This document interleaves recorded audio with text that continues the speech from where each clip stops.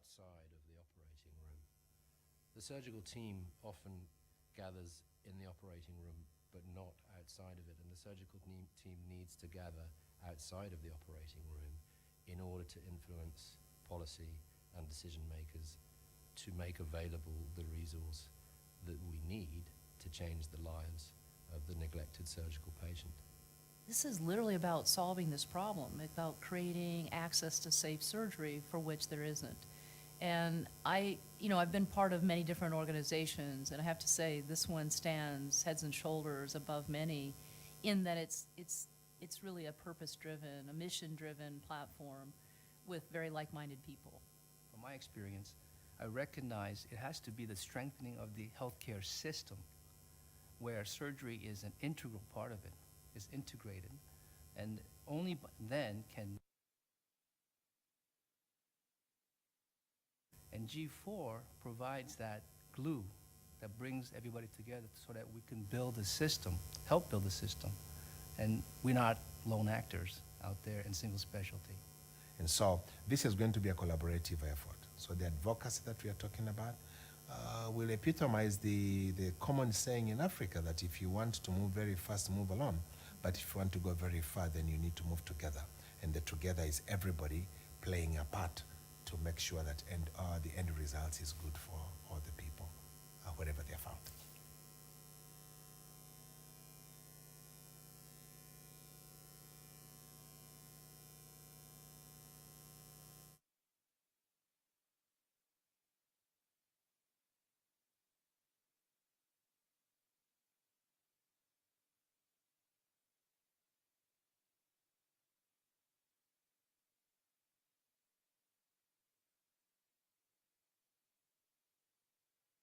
With clubfoot on the island of Mindanao in the Philippines.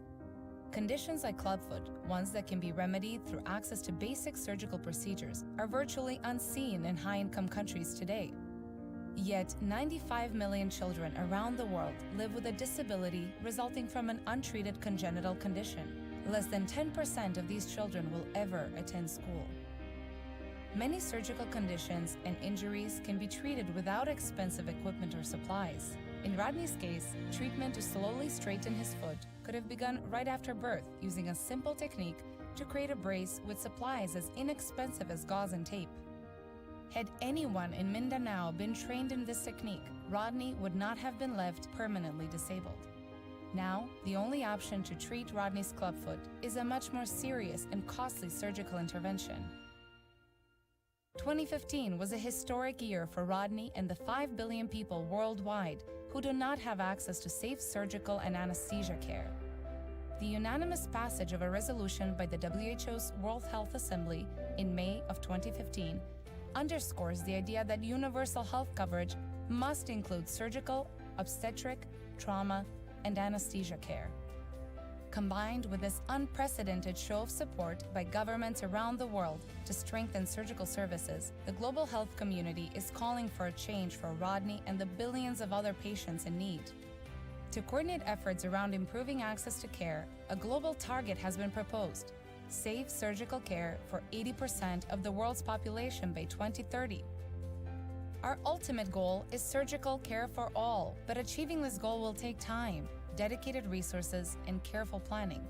Knowing this, the G4 Alliance and its member organizations, in collaboration with key stakeholders, have begun to develop a roadmap to support governments and local partners to build capacity toward creating and implementing national surgical plans.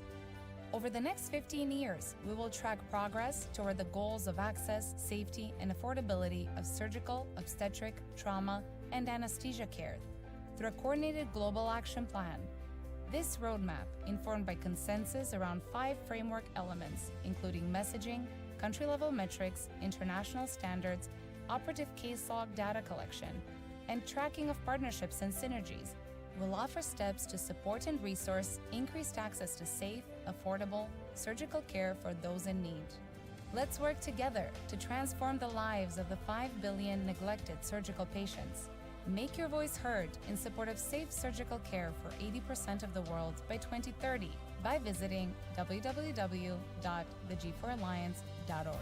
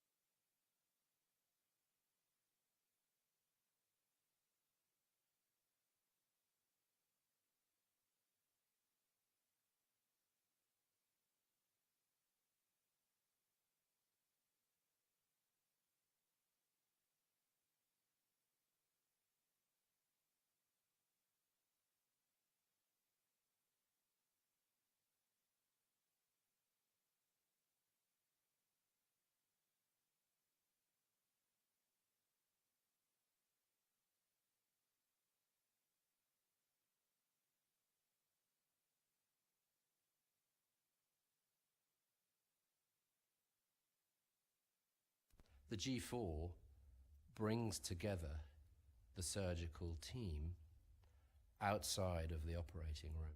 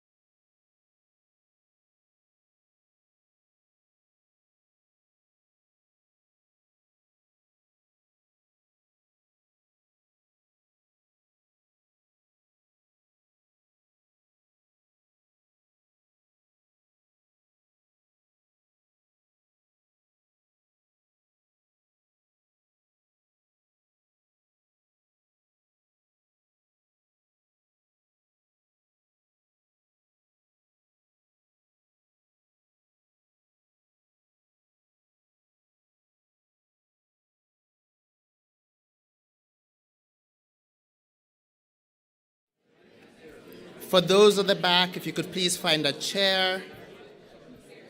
Okay. For those who don't have chairs, maybe grab a glass of wine. Sometimes it might actually be a better substitute to have a glass of wine than a chair. We do need to get started shortly. I recognize I'm a short person, so you might not be able to see where I am.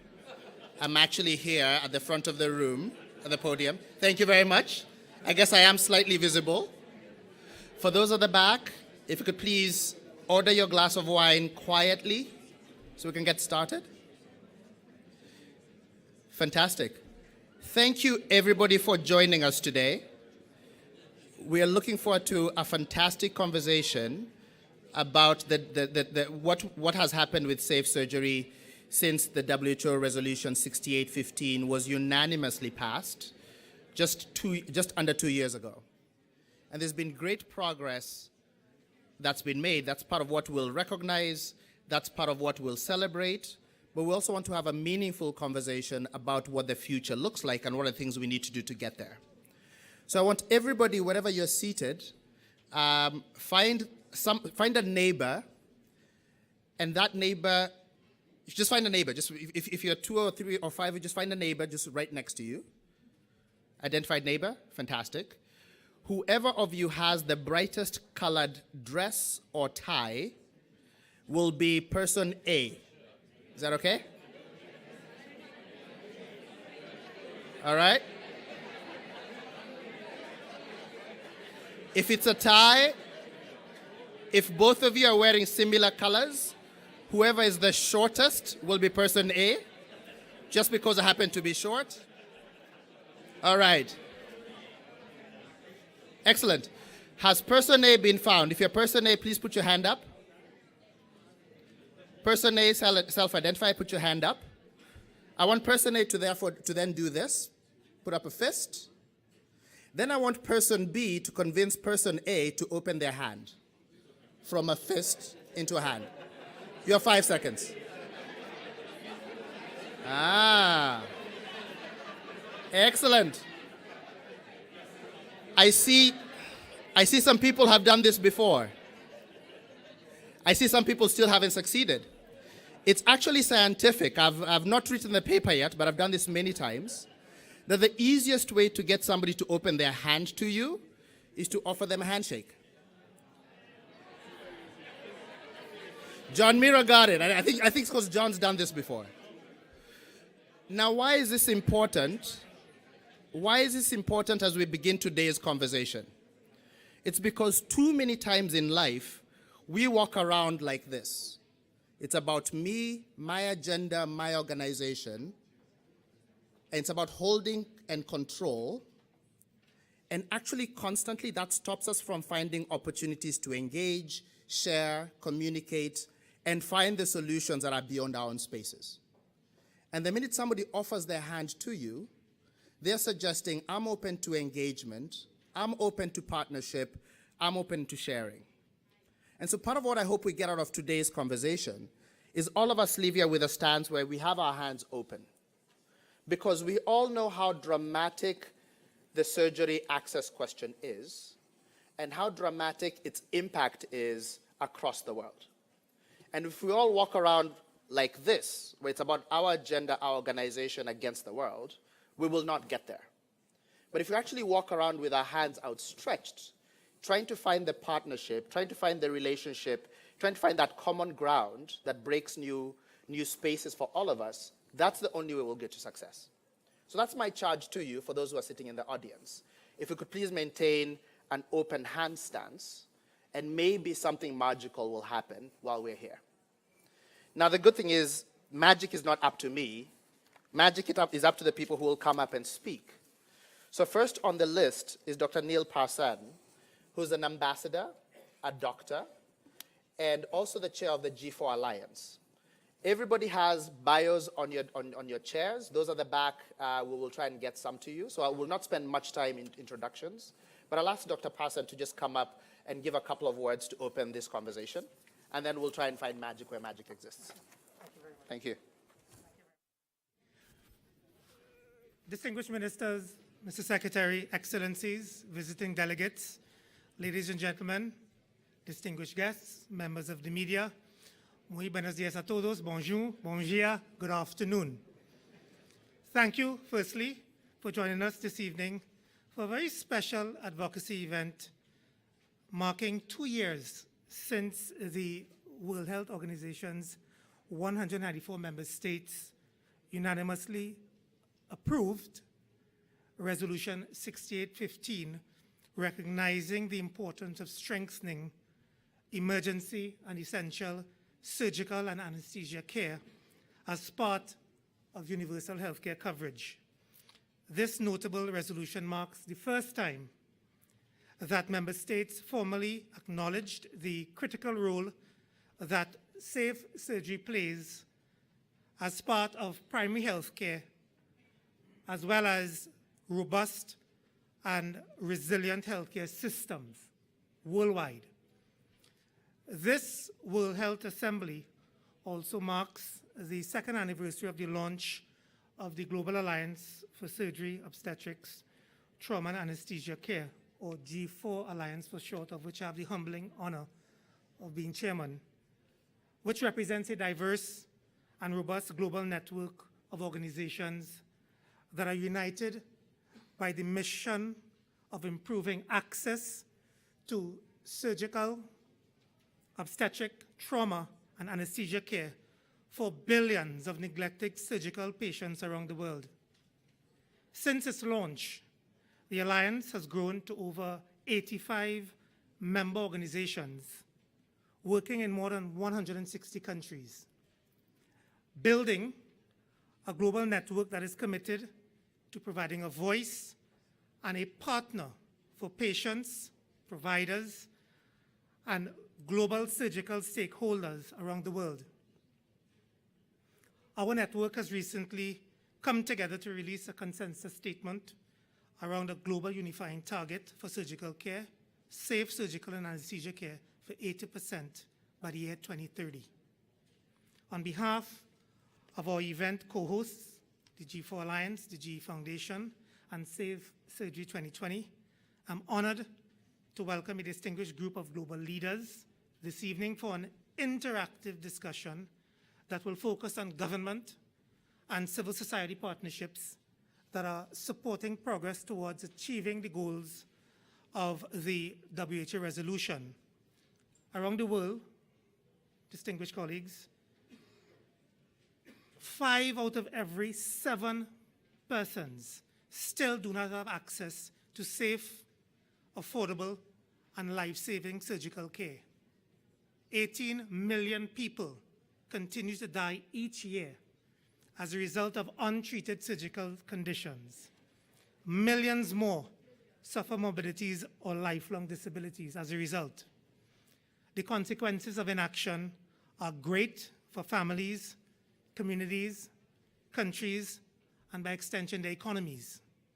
The Lancet Commission on Global Surgery estimates that if we do not invest in strengthening access to essential surgical care, low and middle income countries stand to lose as much as US 12.3 trillion in GDP by the year 2030. That's a staggering figure. Investing in surgical care represents a cost-effective strategy for improving health, development, and economic productivity of nations around our planet. Today's discussion will highlight some of the strides nations are taking in partnership with civil society, social actors, and the private sector to turn the tide of this critical global issue. Before we begin our main program, we are honored to welcome our special guest this evening, the Honorable Dr. Tom Price, the Secretary of the United States Government of Health and Human Services, and an orthopedic surgeon who has dedicated his career to improving access to quality health care for patients. And let me do a disclaimer early. Dr. Price, unfortunately, his time is very limited this evening, and he will need to depart for another engagement shortly after his remarks. As a member of the US Congress, He served as chairman of the House Budget Committee and several other committee chairmanships. Secretary Price earned a reputation among his colleagues for being a tireless problem solver and the go-to expert on healthcare matters. Ladies and gentlemen, it's my humbling honor to introduce and request his presence on the podium, the Honorable Dr. Tom Price, Secretary for Health and Human Services.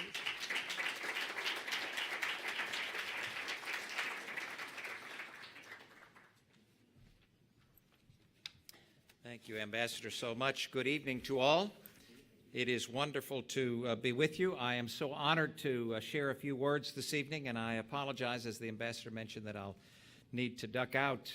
I have the incredible honor of serving as the Secretary for Health and Human Services for the United States government.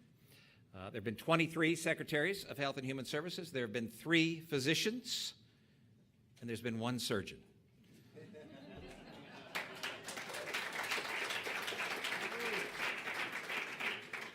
But it gets even better than that. My wife joins me here this evening.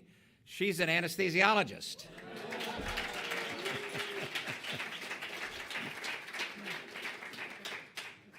And the truth of the matter is that we met in the operating room, and the patient survived. True story, on both counts. Let me just give thanks to all of you who are in attendance here this evening, and to every single one who made this event possible. Thanks especially to the GE Foundation, the G4 Alliance, and Safe Surgery 2020. This is an exciting issue, obviously one that's near and dear to my heart. I especially like the title, From Commitment to Action. If you want action, you give it to a surgeon, right? So they'll find the way to get action done. Prior to serving in public office, I spent over 20 years as an orthopedic surgeon. I'm a third-generation physician as well. During the time that I was a physician, I cared for folks with all manner of health conditions and concerns from all walks of life. Suffice it to say that I have a significant and special appreciation for how important it is that individuals in need of care have access to quality, safe surgical services, and surely anesthesia is critical to that quality of care. Domestically and abroad, the United States is absolutely committed to improving access to surgical care and to anesthesia. Access to emergency and essential surgery and anesthesia is a critical component of primary health care that is integral to improving the health of diverse populations and of strengthening our global health. Lack of access to surgical services, as you've heard, is a global problem that it has a disproportionate impact on people living in the world's poorest countries, and lack of access to surgery kills more people annually than malaria and tuberculosis and HIV combined. Remarkable, remarkable statistic. Strengthening surgical care includes workforce training programs in surgery, infection control, anesthesia, and obstetrics. The United States co-sponsored the World Health Assembly resolution calling for global strengthening of emergency and essential surgical care and anesthesia care, and we've worked to help advance this issue since its passage. The National Cancer Institute and our National Institutes of Health has had several programs to promote surgical training and surgical quality assurance, including through the International Cancer Control Partnership and work with national and international professional societies. NCI, the National Cancer Institute, also funded the development of low-cost technologies for the early diagnosis and surgical treatment of common cancers and precancers, including oral cancer, cervical cancer, breast cancer, and esophageal cancer. USAID supports numerous efforts to improve maternal and child health targeted to countries that have 70% of the world's maternal and child mortality. Their programs support maternal and child survival, fistula repair, and prevention of disability from neglected tropical diseases through expanded and routine access to surgical care, safe blood transfusions, infection surveillance, hospital quality improvement, and physician training. In HHS, the department itself supports domestic programs to increase the surgical and anesthesia workforce, which is a growing problem in developed nations. Governments and governing bodies have an important role to play, but there is absolutely no doubt that non-governmental entities must be a part of making access a reality on the ground. The private sector is a key partner, and with efforts such as those led by the G4 Alliance to increase awareness and coalesce global support, essential to addressing this long neglected health priority. We cannot emphasize enough that there needs to be a successful partnership across different sectors, between governments individually, but also between government and the private sector, to ensure that we are applying innovative ideas, best practices, and appreciating the full scope of capability at our fingertips to improve the health and well-being of our citizens. In conclusion, we express our sincere gratitude for the work that has already been done towards strengthening surgical care and anesthesia care systems, and also for those whose work has shown light on this critically important issue. It is our deepest hope that increased access becomes a reality, and we look forward to the work ahead together to achieve this goal. Thank you so very much. God bless you.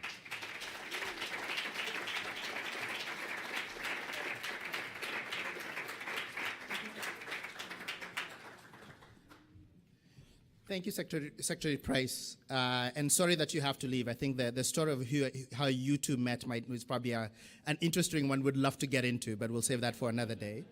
But just as importantly, thank you for highlighting that you're the first surgeon in the role that you play. I think that places significant opportunity for the people in the room to engage with, because you truly understand how transformative surgery could be for the global community. And so look forward, on behalf of the many people in the room, look forward to working with you and the broader US government in actually advocating and getting this to move forward. Thank you. And when you have to leave, we understand, so thanks. I'll now invite John Flannery to come up and give a couple of remarks. John is the head of GE's healthcare division globally, which means he serves over 100 countries with a range of technologies, beginning all the way from diagnostics through to cutting-edge life sciences. And so, John, please welcome and with your remarks.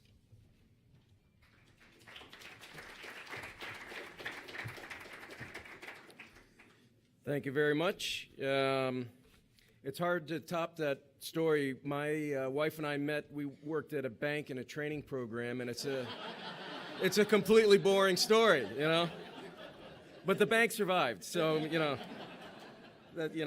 So you want to follow up on his story, not mine, I think. Listen, thanks. It's really a privilege for us to be here. This is such an important part of GE company. So GE just, I see we're celebrating the 70th anniversary here. GE just is celebrating its 125th anniversary this year as well. So healthcare has been a big part of GE company for about 100 years. So we've been in this business around the world for a long time in imaging and life sciences. But increasingly, we're doing a lot of things in emerging markets. So I think what we see is really the need for different approaches, different partnerships, government, private industry, clinicians, patients, everyone working together to develop improved solutions. So we see huge progress in the science of healthcare, if you will, but still huge gaps around the world in terms of cost, quality, access. So almost 6 billion people without access to advanced healthcare, and that's something we're committed to working on. I'd say that gap is especially true in surgery, and the implications, as the Secretary went through, are vast. And for most people in the world, access to surgery is a luxury, and many of us take it for granted. It's obviously not that way. So as a company, and our foundation as well, we've made promotion of the safe surgery just a key focus for us. So the GE Foundation, Dave's here in front, he'll be up later. We launched a $25 million flagship program, 3-year program called Safe Surgery 2020.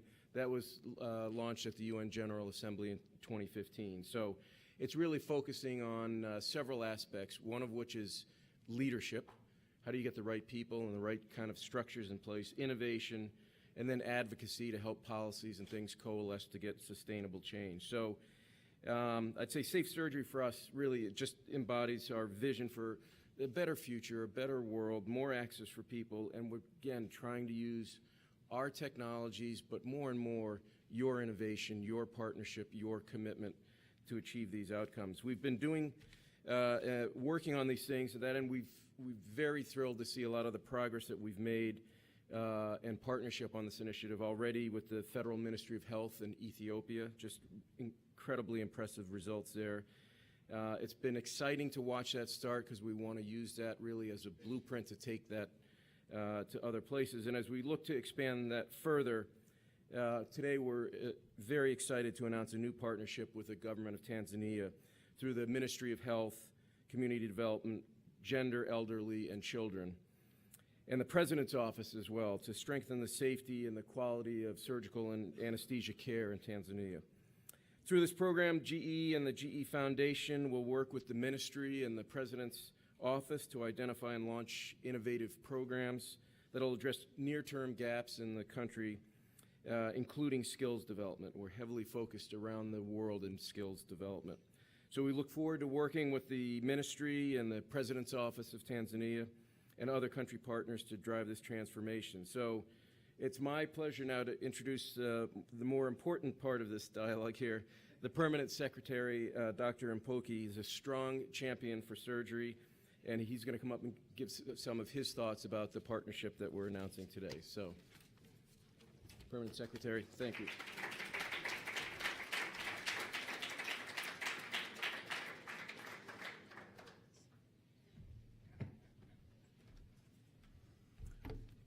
Good evening. Oops, sorry.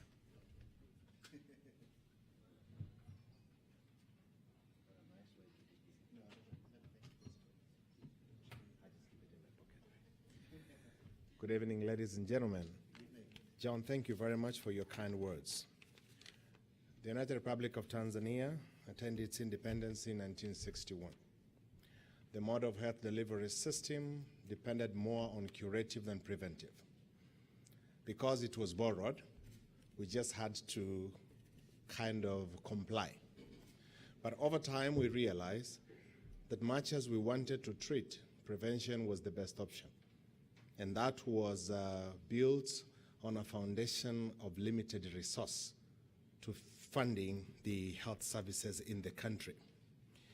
Over the years, we depended so much on people that had trained outside the country. And after some time, these came back home and worked, but naturally a majority of them remained where they considered pastures to have been much more lucrative and greener. The problem that the country faced was the exponential growth in the number of its citizens. At independence, we were about 2 million. 10 years later, we were about 10 million. Now, we are 49 and counting. We may be 50 or more. Because of this burgeoning size of population, the burden has never been easy. Our people, a majority of them are found in rural areas, hard to reach. Most of these depend on traditional healers for their health services. But then when knowledge catches up with them, they realize traditional healers cannot provide all the solutions. One of the low-income countries in the world, infrastructure development has not kept pace with the growth in the number of people. The government decided deliberately to put in a policy that would allow equitable access to health. With this position, it simply meant reorienting our focus as a nation on how to make sure that every citizen of the United Republic of Tanzania accesses some or the other kind of health service. So our desire is to have a dispensary in every village, a health center in every ward, and every district to have a hospital that will have the basic specialized services. And then every region to provide with the super specialization, and every zone the super specialized services that will not be available in the regional and the district levels. Now, those are very, very serious futuristic goals. Because when you're talking about infrastructure development, the other aspect that needs to be looked at is the human resource for health. When you're talking about human resource for health, you need to talk about the health commodities, the equipment that will provide for services. Currently, greatest of all the challenges at the number of women that are dying of pregnancy-related complications. Our numbers are not the best in the world. Recently, we released figures from the National Demographic Health Surveys that indicated that about 556 women out of 100,000 are dying per year of pregnancy-related complications. The Honorable Minister for Health, Honorable Umi Ali Mwalimu, is a lady. When she was given the docket, she said her commitment will be to reverse that trend. This is where the G4 Alliance comes in. So how are we to stem the rising tide of number of women that were dying of these complications? We realize health facilities were very far from where a majority of the people were found. There are places that people had to walk over 10 kilometers to access the primary healthcare facilities. And then the number of health professionals serving in those facilities never commensurated to the need, because human resource for health that was trained with the sufficient knowledge and skills to deliver at that level never complemented to the need. Then transport was the other problem under those circumstances. So a deliberate move again was made to ensure that we put in a facility that will allow for obstructed labor handling at health centers, so that patients will come to dispensaries. When these cannot deliver the normal way, then they'll be referred to a health center. And it's anticipated that the distance will not be more than 10 kilometers. Now the challenge was, yes, we'll be having a health center that has an operating theater, but operating theaters don't operate on people. You need surgeons. But a majority of the time, we've been talking about surgeons and the good work that they are doing, and one has just completed telling us what good job he's been doing in the world, and he's the first in the government, ministry, and all those kind of things. But the problem of Tanzania is not much different from a problem that is seen in many other third world countries in the world. I got an article sent to me by a colleague around 13 hours today that has the following title: Stepchild of Global Health and the current crisis facing 5 billion people. I realized I wasn't coming to talk about what is happening in Tanzania, but I was coming to talk for the 5 billion people that cannot access safe surgery. A majority of us remember always to forget that, yes, you could have good surgeons, but if you don't have a complementing capacity to provide safe anesthesia, the solution is just not in sight. Studies that have been carried out in most countries, including my own, indicate that anesthetic-related complications contribute to a significant number of mortalities post-surgery. So we cannot invest sufficiently in surgery without a complementary investment in the anesthetic service provision. Last year I had the privilege of being interviewed by an author to The Lancet, and I made the following statement, and I just like to quote it for clarity. Surgery's ability to preserve and prolong life hinges on our ability to provide safe and reliable anesthesia.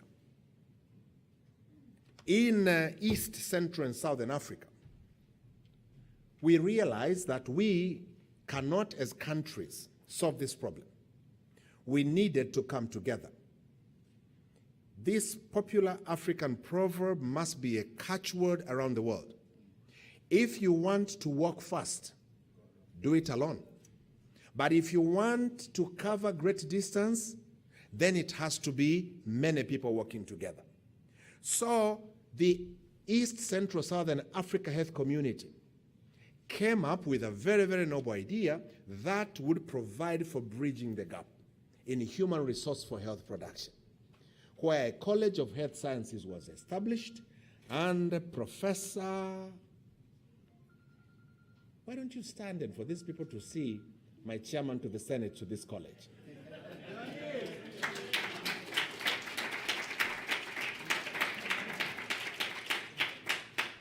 And so that is one of the ways that we're trying to bridge the gap. But as a country, again, we still go back and say, we need to provide facilities that will offer reliable surgery. These must be funded, and so universal health coverage comes in. The National Health Insurance Fund, Community Health Fund to support people that cannot afford to pay for surgeries, health services from their pockets. And when GE came, we said, yes, we have a problem in meeting the need for anesthesia, but so are the problems in meeting the needs for obstetrics and also surgery. So we are rolling out a program that will provide for bridging the gap so that next time we come here, we'll be talking of the success that we have attained together as a team to bridge this gap for the better health of our people. That is our goal, and that is from our heart. Thank you so much for your attention.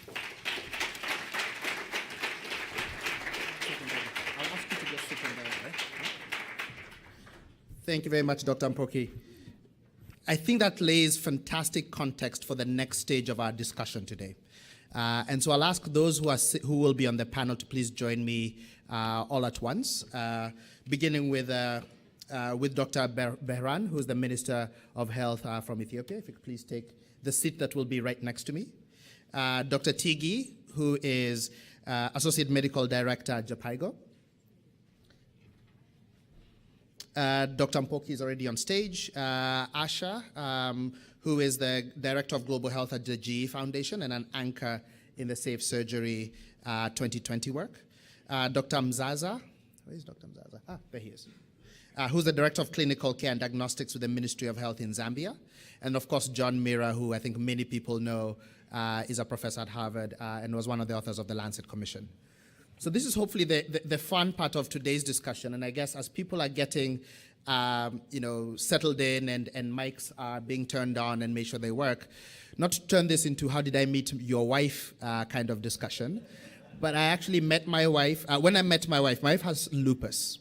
And so when I met her, she had just had her, she had 2 kidney transplants at the time, and the second one was failing.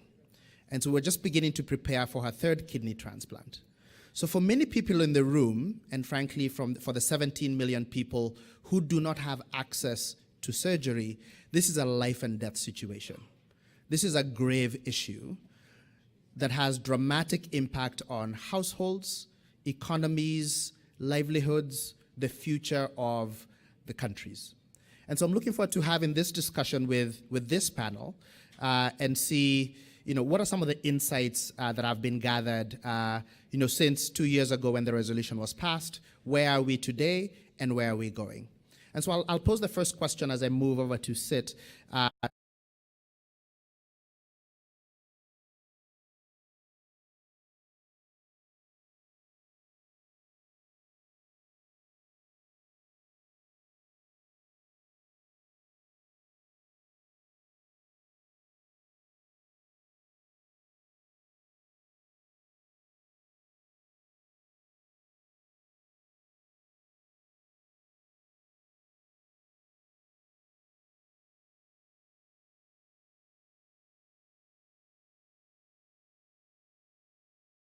Surgery in the rural area and in the remote areas where surgeons and gynecologists are not around. They are the one who contributed to the significant reduction of maternal mortality ratio and perinatal mortality in Ethiopia in the range of 66 to 71% across the country. So this is really one of the innovative programs that really brings about a significant improvement in Ethiopia. Recently, we also launched a new initiative to address trachomatous trichiasis problem, which is a very common. Around 800,000 patients were suffering from the scarring that causes blindness. And so the innovative program is training nurses to conduct or perform perform trichiasis surgery. And it was possible to reduce the magnitude of the problem by half in just a 2 years period. We are ready to clear the remaining half in this year and in the coming year, and by 2019, we'll make the country green. This is really a big achievement, and their performance is evaluated and found to be very optimal. I think this is really, among others, that I can mention among innovative programs that we initiated in terms of addressing the health professional, the surgical health force, that we really found it to be very useful for the people. Fantastic. Thank you. Fantastic. Thank you very much. And we'll come back to you for a bit more detail on any of those elements. Tiggy, I'll come to you because you anchor that leadership development piece on how do you create a surgical team and how do you get them to work together, which is new but shouldn't be as new. What's been some of the experience building that out and some of the successes that you've seen on the ground in Ethiopia? I think just start talking, I think. Yeah. It's magic. There you go. Yeah, There you go. Magic. I think it's been alluded to by the permanent secretary. Every time I think we talk about like people in billions and the people who serve them closer to where they live. There is, I think, a kind of a usual phrase that we use. They are undereducated. They have undercapacity. But I think the right word in my mind has always been these people are underappreciated and underestimated. Yeah. And primarily all our discussions started from the fact that if you have a problem in a given context, if you can really allow the frontline workers to actually come up with a solution, we can go a long way. And the leadership component of the Safe Surgery 2020 really used that as a starting point, not to prescribe what needs to be done, but to have a partnership to understand what the people already there are actually understanding and what they see as a gap and what the solution be, and essentially be that kind of guide on the side as opposed to the usual sage on the stage. So honestly, in the last, I would say 9 months, the result because of that kind of support and recognition and appreciation to what they do has been tremendous. Every time we talk about surgical volume, it all goes down to the people who are actually providing those services in a small primary hospital closer to the millions of people we're talking about. So they were able to do that. Surgical volume has increased in the last 9 months in the primary hospitals where people said surgery cannot be done, has increased by like 12%. Some of the challenges for healthcare system in terms of cost and quality has been surgical site infection. Again, it was a matter of engaging these frontline nurses, ISOs, Professor Ifru mentioned that, and the surgeons and obstetricians. That team, looking at their problem from their own context, really helped us to transform the way services are provided and the way services are articulated to the community. So I would say really getting that underappreciation and underestimation aside and helping them on the side really helped us to move forward. And I hope when we go in a broader scale, that goes all the way from the frontline facility to a university or a referral or a specialized hospital to bring about a movement. Yeah. I'll skip over and come to you, Dr. Nzaza. In Zambia, Zambia is one of the countries that actually has developed a national plan, and in some ways you're charged with a tremendous mandate of breathing life into this plan, turning it from something that's on paper to reality. What are some of the challenges that are top of mind for you, that you think we should be at least aware of and begin thinking about solution sets to? Thank you very much. Yeah. Thank you, Chair. First, I should mention to say Zambia is among the countries that failed to reach, to achieve the MDGs on reduction of maternal mortality. And one of the reasons was because of not including surgery as part of the solution. If you look at the major causes of maternal mortality, ruptured uteruses, secondary to obstructed labor, be it because of a big baby, small pelvis, transverse lie, or other malpresentations. We have ectopic pregnancies and abortions. They could not be managed conservatively. They needed surgery. But surgery was not among those things that were given a priority. In fact, Zambia has various levels of care. We have the primary health care, which their main link are at the first level hospital. In some places they call it a district hospital, and doesn't have adequate capacity to provide the much needed surgery. Then we have the second level care, which is found at provincial hospitals, and Zambia has 10 provinces. And those provincial facilities could be as far as 1,000 kilometers from other districts. Then we have the tertiary level care, which at the time were only along the line of rail. So what that meant, it meant all those women who needed the much needed surgery had to travel over 200 kilometers to get the surgery. And because of that, it's either would lose the baby or both. It's one of the reasons why we thought it's very important to take surgery, at least the basic surgery, to the primary level. Hence the rush in developing the plan and implement it. Yeah. Fantastic. I'll go to the end to John, who this has been a space you've been involved in for quite a while, since the Lancet Commission, being part and parcel of the countries as they're building their surgery plans.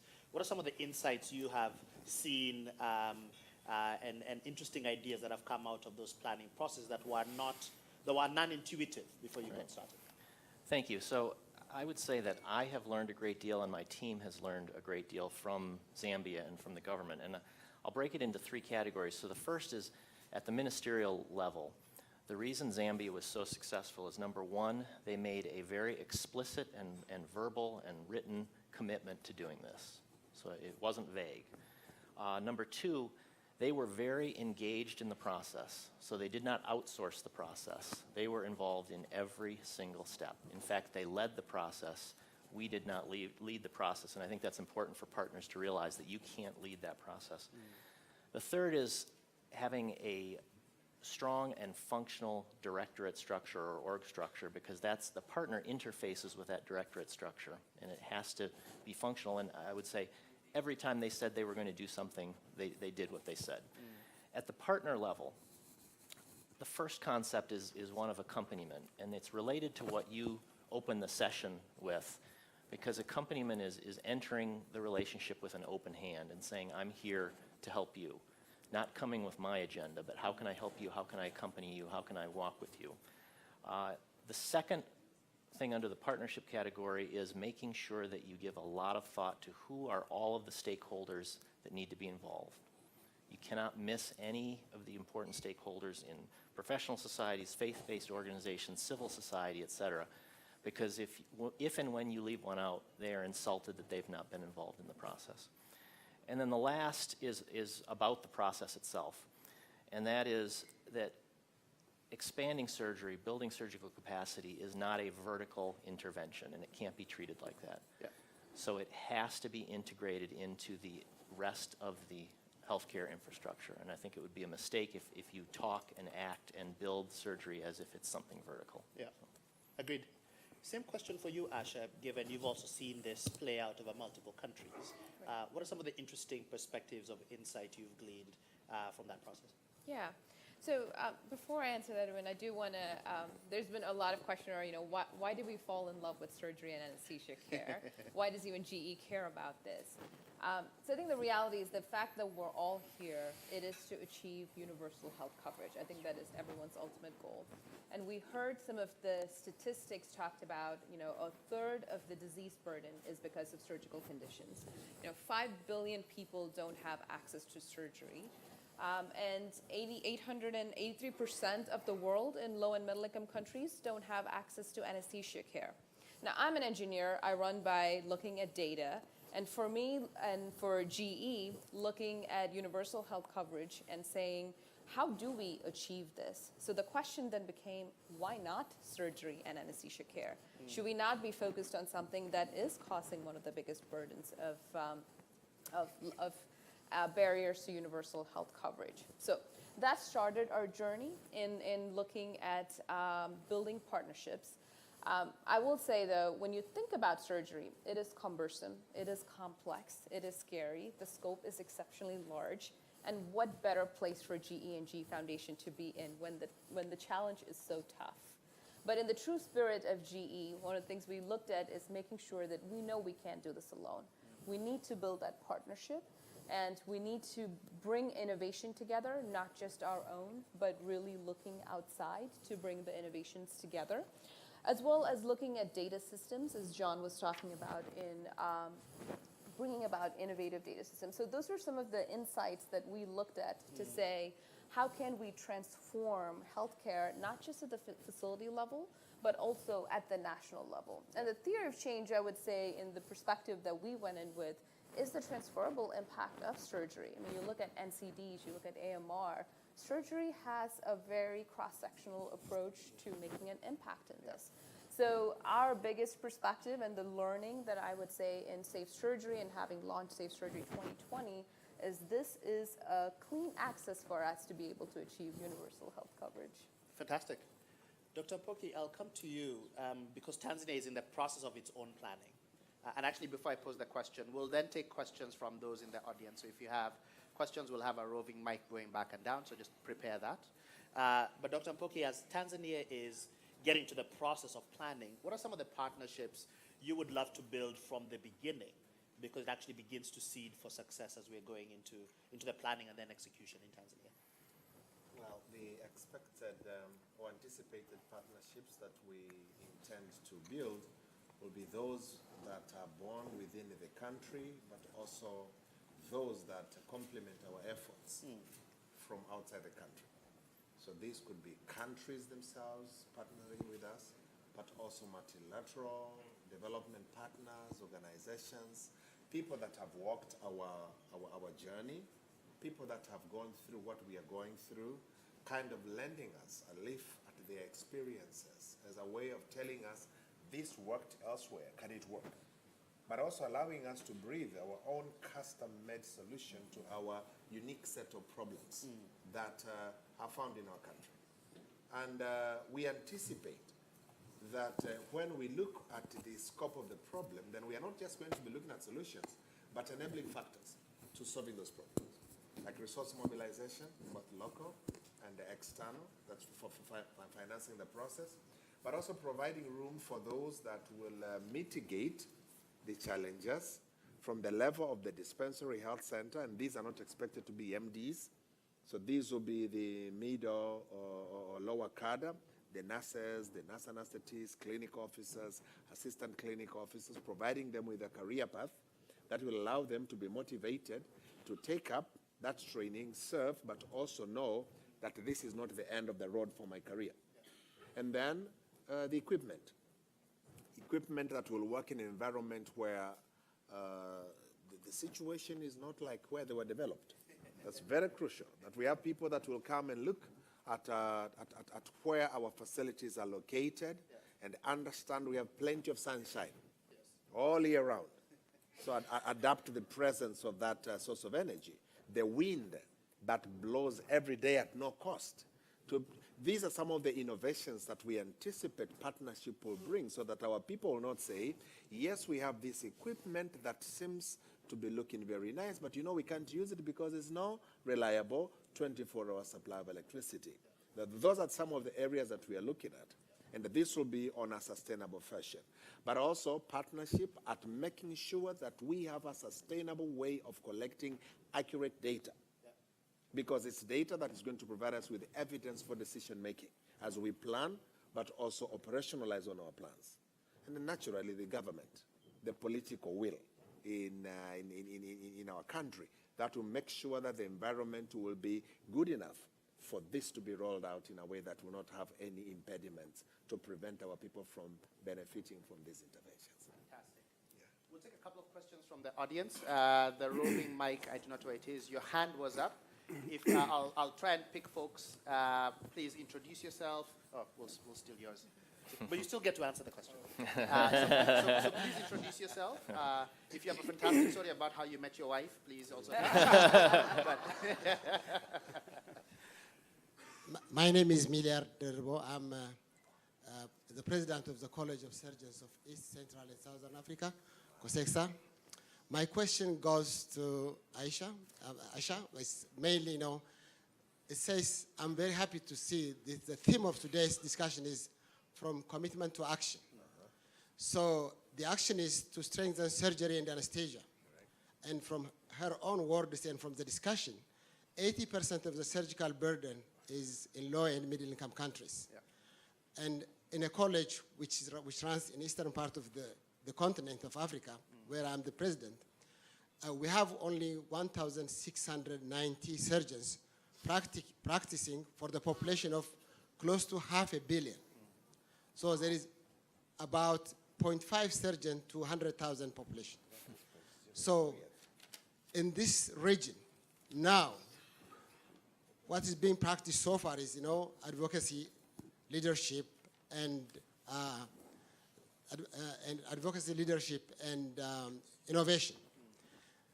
So what will be the next step for the commitment, that is, for the action?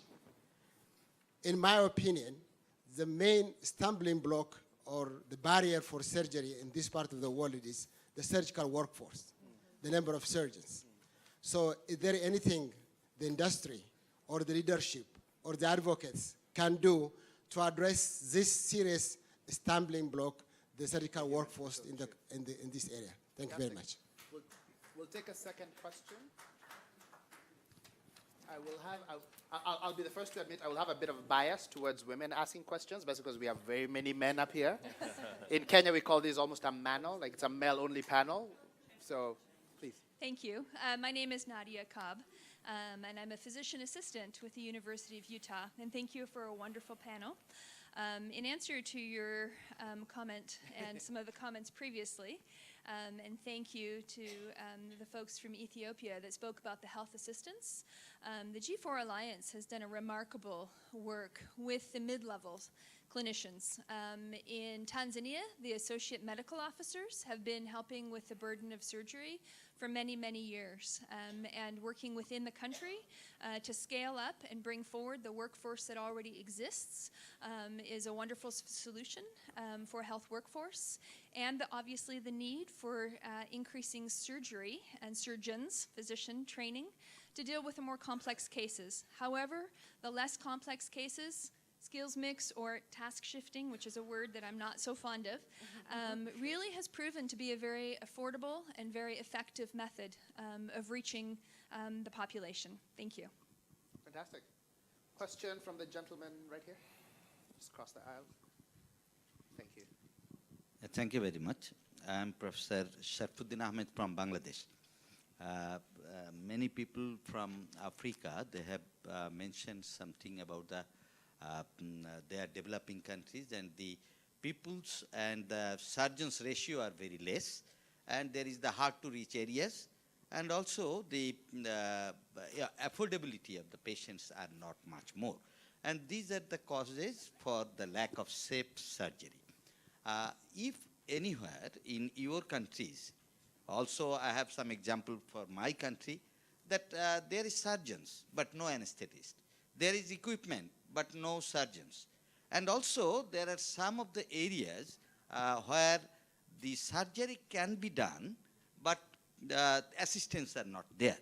In this way, there are some problems. I think if we want to overcome this by the year 2020, safe surgery, the people, that is surgeons and the anesthetists, must be produced as much as possible. But where there is the absence, how we can make it within this short period of time, number one. And another question is that if we want to help, like GE Foundation and G4 Alliance, whether they will try for the expertise, that is skill development and the training of the surgeons of different countries, which will be helpful for the safe surgery. Thank you. Thank you very much. I guess, Asha, we'll start with you because you asked a direct question, but then we'll broaden to other people on the panel who might have perspectives they want to share. Yeah, so thank you, Millard, for the question on workforce development. I couldn't agree with you more of the significance and importance of workforce development. So I would say beyond GE Foundation as well, GE at large, this is a very critical focus area for us in skills development across the healthcare sector, and we absolutely recognize that. And although task shifting isn't a favorite term, we think it's an important component of the healthcare sector. So when we even started looking at workforce development, we started with the leadership training, but the buck doesn't stop there for us. You know, we're looking at the entire ecosystem to understand how can we bring more innovative ways in which, because the reality is that, you know, if we start doing it the way we do today, it's going to take us well beyond 2020. Yeah. So I think the key is understanding how do you mobilize local resources. So localization becomes exceptionally key. And how do you bring in innovative partnerships to the table? So as John talked about, bringing the right stakeholders and really creating solutions that work to really catalyze and speed the process of workforce development. So I would say partnerships is key for us to be able to do it, and localization.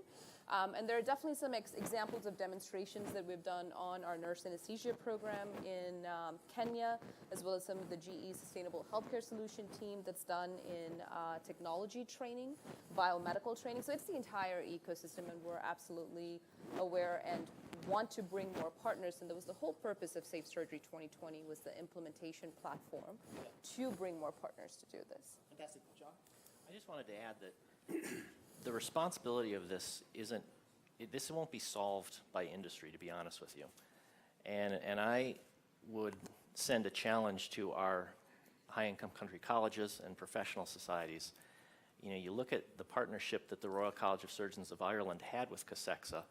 That is the type of accompaniment that you need to solve this. And, you know, GE can play a part in that, but I wouldn't look to GE and say, how are you going to solve our workforce problem? But, you know, and I've said this to my own college, I think we need to step up to the plate and be willing to partner with colleges in a you know, over a long period of time. Yeah. Okay. Dr. Murphy? That is one area that always catalyzes my thinking outside the commonly accepted domain. That the Royal College of Surgeons assisted COSEXA to develop to where it is today, no question, and we are very appreciative of that. The only trouble, they stopped there. So when anesthesia came on board, well, we are still looking for that input. Yeah. One of the areas that we need to remember is there is no shortcut to skills acquisition. No shortcut. No shortcut in Africa, no shortcut in Southeast Asia, no shortcut in the South Pacific. We are dealing with a human being. The level of skills required to handle surgical conditions is the same, irrespective of where this patient is found. But I don't want it. I'm against all shortcuts to, like, bridge the gap, 3 weeks program, somebody is ready to go and off anesthesia, 3 months, 6 months. No. Partnership that we need here is one that is going to help us realize we cannot apply shortcuts to training orthopedic surgeons just because we've adapted to modes of transport that allow many more people to suffer trauma. Like the motorbikes that are currently being employed as public service utility vehicles in the part of the world where we come from.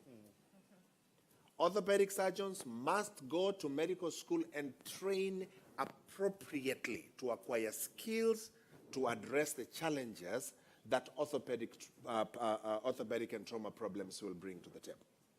In my country at one point, it was suggested that we could train people, nurses, for 3 months, and they would provide anesthetic services to health centers where mothers will go to deliver. But we realized it was a very, very bad mistake. So that program was out loud. One time I was in the ministry and spoke very strongly against this practice. And somebody said, you know, Mpoki is so strong because he's a trained anesthesiologist. I asked a very simple question, and I want each one of us to reflect on this question. How many of us here, falling sick of a surgical condition, would allow a 3-month trained anesthetic service provider to touch their bodies? I rest my case. Fantastic. Not to stir controversy, but in some ways, Ethiopia has started pushing exactly on this question. Professor Berhan, what are your thoughts? Thank you very much. By the way, it's not controversial. I am still in line with what he said. When we talk about task sharing, not task shifting, by the way, we don't use the word term task sharing, task shifting. It is task sharing. So when we talk about task sharing, what we mean is training has to last at least 3 years, not less. The emergency surgical officers trained for 3 years intensively, day and night, when they become on duty. That's why they performed very well. This is not a short-lasting training, and it doesn't work. I fully agree with him. That's number one. Number two, when you talk about the minor surgeries, that is the trichiasis surgeries, that one is also an intensive training given to our nurses. What we are talking about is still non-doctors can do surgery. If we train them properly, if we train the young ones, and with good coaching, I can tell you, even in medical schools, on the university hospitals, it is surgical officers who are on training who have been taking care of majority of emergency surgical officers. I am the one who was teaching, and I'm the one who innovated this curriculum, and I'm proud of it. Fantastic. This is really working very well. Fantastic. We'll do one final round of questions, just purely because of time. Gentleman here, lady at the back. We'll come to you. Good evening. My name is Pankaj Jani. Our theme today is commitment to action. From commitment to action. And I'm going to give all of you an opportunity to act. I've been tasked by the ex-health community to look at the Senate, which has 7 colleges. And Dr. Mpoki, as he mentioned, some of these colleges are not up and running. So I want to request you, COSEXA is up and running. I'm the vice president of COSEXA. My president spoke. We need help, but more so, we have the College of Anesthetists, CANEXA, which needs help. We have the College of Pathologists, which work hand in hand with surgeons, a College of Gynecologists. These are the colleges which we're really trying to get up and going.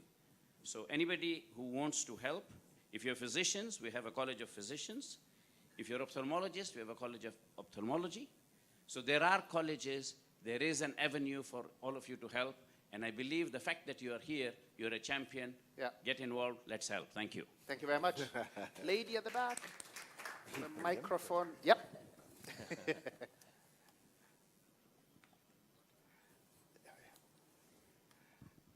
Hi, Dr. Amanda Cavness. I'm here with the IPSF, International Pharmaceutical Students Federation. I'm a staff pharmacist in the United States.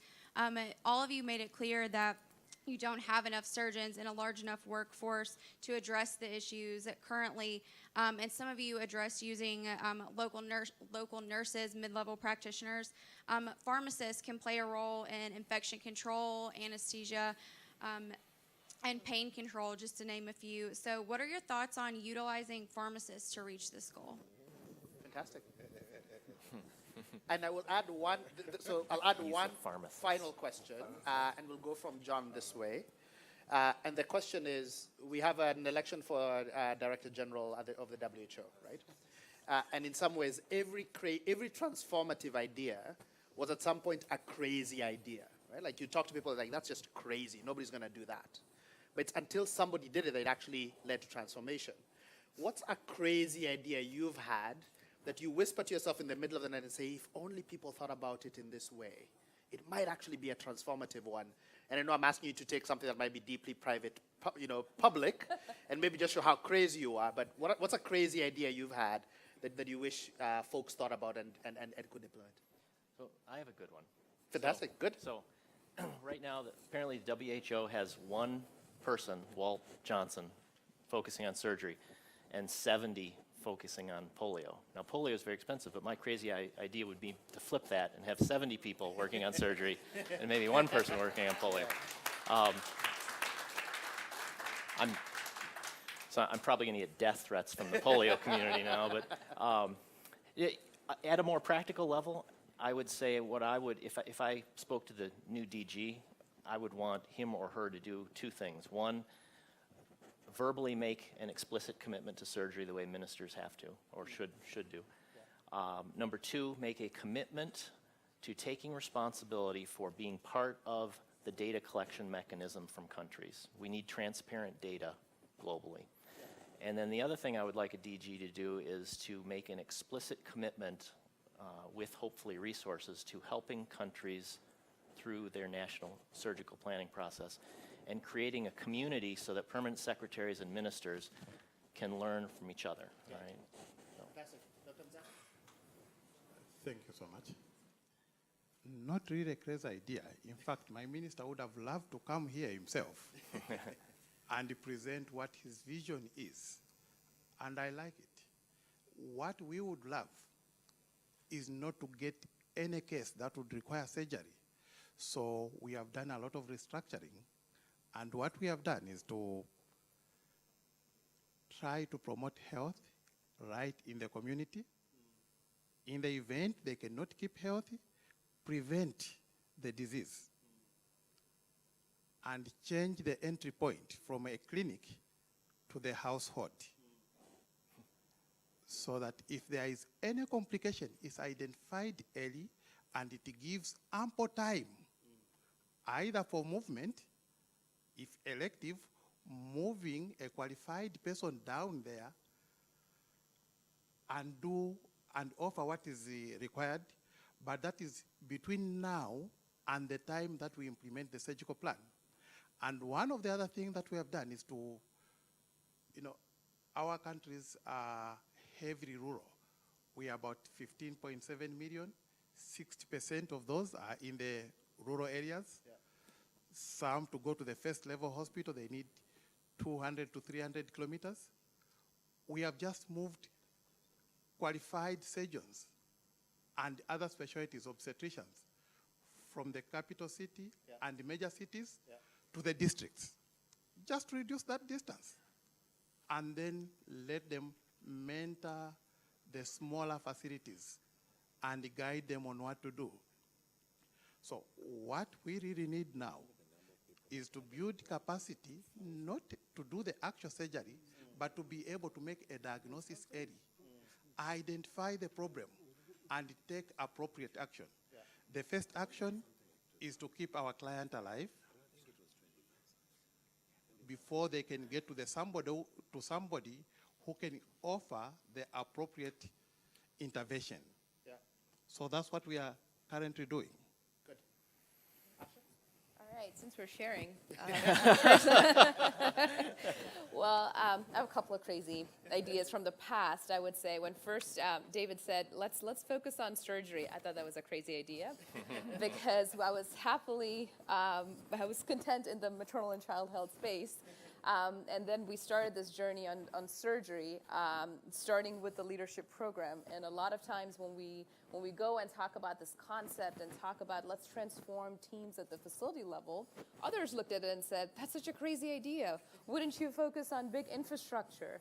But I think we're past those crazy ideas. So I would agree with John on if we're looking at the next Director General and their priority, it is that visible commitment for surgery. I think we talked about just the shared data and universal health coverage and how do we do that.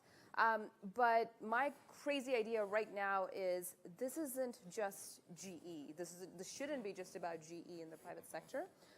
Wouldn't it be great if we had others that were partnering alongside with us to focus on surgery and anesthesia care? So that would be my crazy idea, I guess.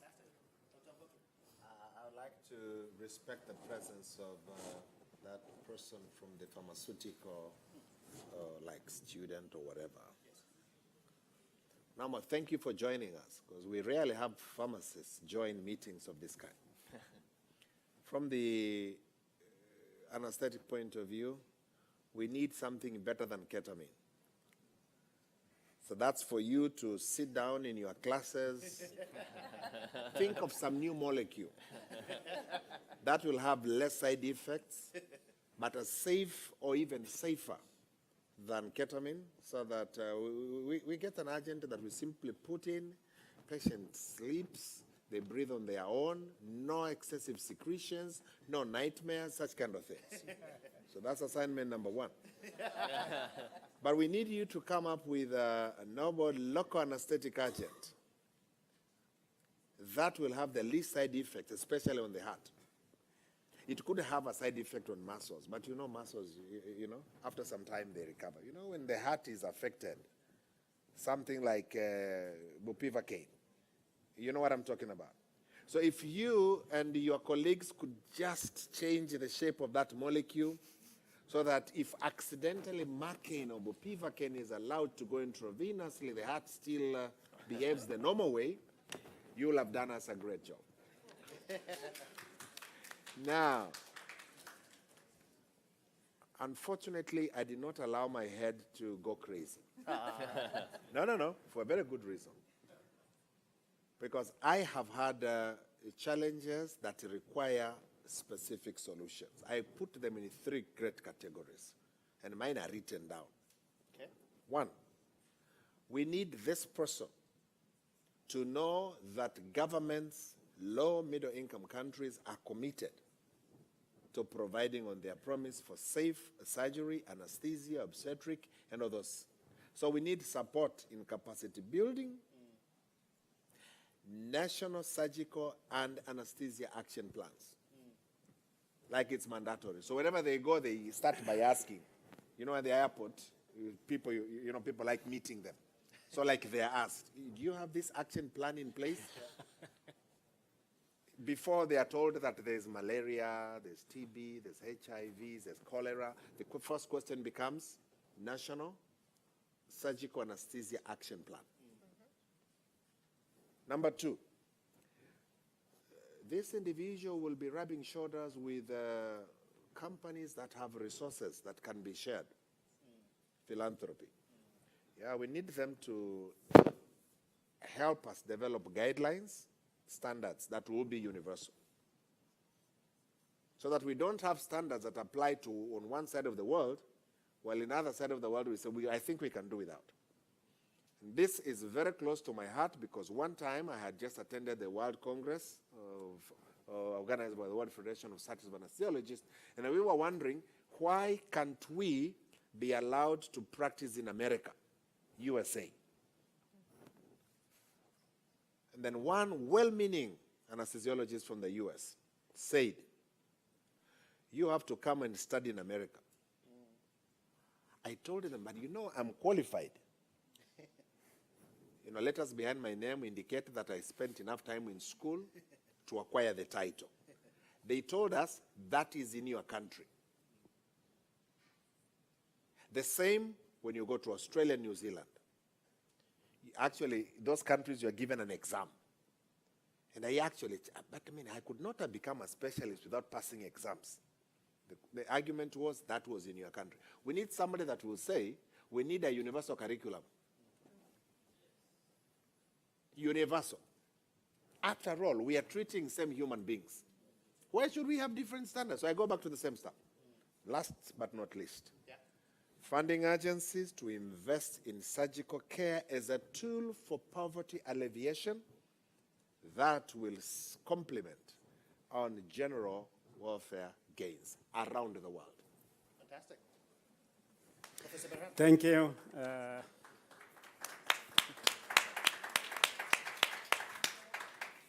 Thank you. As you know, new ideas are considered initially crazy till the majority or several people follow or accept that idea. let me tell you, I have, for the moment, you may consider it's a crazy idea. I'm not going to disclose it. But let me tell you one major problem that, as a public health problem that I'm facing in the country. This is about cataract. More than 700,000 people are living with cataract. That's the leading cause of blindness in my country. We have very few ophthalmologists. They cannot manage this number of patients with cataract.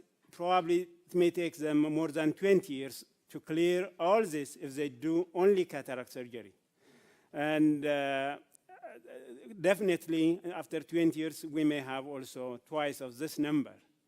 Therefore, I have to initiate a different strategy to address this kind of problem. Definitely, I will not go for the mid-level health professionals to manage this kind of problem. I will not go for low-level health professionals and the like. I'll find the original people who are doing this kind of surgeries and clear this huge problem in a very short period of time till I find followers or people who will accept my idea. I'll keep it disclosed, secret. But this is really one of the problems that I need to find an innovative program to manage this huge public health problem. Thank you very much. Very good. Tiggy? So maybe you all have figured this out. I wish there was a dry people swallowing then You know, just the clear 1st the of July, cataract.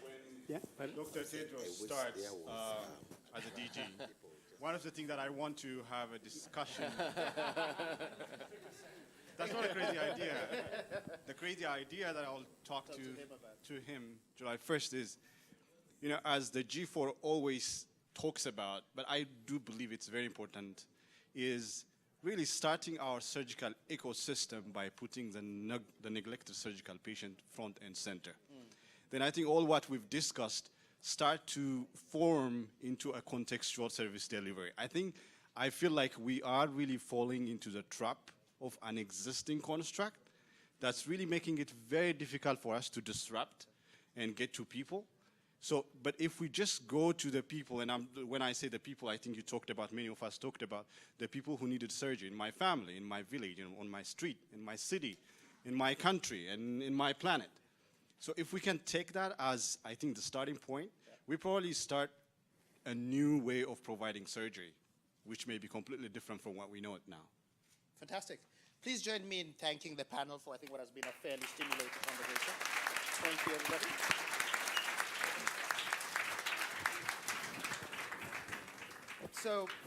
So as we wrap up, I recognize, I'm going to invite David to come up, and recognize I'm inviting David to come up, which means he's standing between you and a second glass of wine for those who have been seated. So, David, that's on you. But we didn't want to recognize a couple of delegations that joined us today, delegations from Nicaragua, Vietnam, Philippines, Bangladesh, Kenya, and then, of course, Zambia, Tanzania, and Ethiopia. Thank you very much for joining us in this conversation.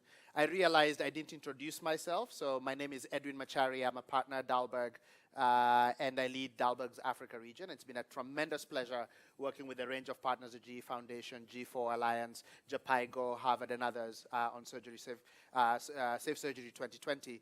Look forward to a lot more discussion and conversation. But now, David, it's up to you to bring it home. Thank you very much.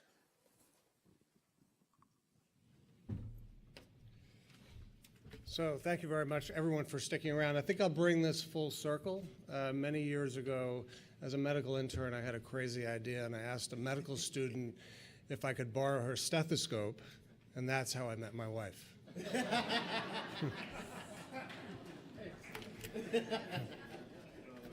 So first of all, I want to thank our panelists. I think you did a fantastic job. Thank you for this informative and very dynamic discussion. Of course, I'm thrilled to be here with all of you tonight. This is, 2 years of work to get to a place where we have, 100+ people here in the audience. I want to thank Secretary Price, who unfortunately had to leave early, for his engagement, and of course the engagement of all the other ministers of health that are here and have, spent their time on their busy schedules to come here and join us. 2 years ago, the GE Foundation made the commitment to support surgery through our investment in Safe Surgery 2020, which, as Asha referenced, was the crazy idea that I put in front of her. But we really want to work hard to make sure that we can drive the initiatives that we need to drive to enable access to surgery quickly, safely, and affordably. And since we made this commitment, we've actually been on quite a learning journey. First, we learned, or maybe confirmed, that surgery is complicated, and also that change can be quite challenging. We also looked and learned that surgery, as I think Asha might have said this earlier, but if not, surgery is pretty intimidating. Thinking about the surgical system is pretty intimidating, and in fact, can be a pretty scary thing to look at that ecosystem and try to make the changes that need to be made. Secondly, and more importantly, and we've talked about this a little bit, we've learned that to transform surgery, we actually need to work together. That this is not something that one entity, one sector, one company, one organization could do alone. We have the tools to fix this problem, but we need ministry leaders from countries like Ethiopia, Tanzania, Zambia, Kenya, and others who are taking this challenge head on and inspiring their neighbors around them and across the African continent, across Asia, across Latin America, and the rest of the developing world to really make a change here. And we also need engagement from the social sector, from academic institutions. I'm really gratified that John challenged academic organizations to be engaged in this, and of course the private sector. We feel strongly that it's not just GE, but the private sector writ large that needs to make a commitment and needs to be involved in this. So this needs to be something that's collaborative together. We need to do it in multi-sectors. The last thing is, and this touches a little bit on the work that we've already accomplished in Ethiopia, is that we really need strong teams. In our first year in Ethiopia, we've seen safe surgery facilities increase surgical volume by 50% and reduce surgical-related deaths by 1/3. This means that more people can access surgery when it's needed and fewer people die from those surgeries.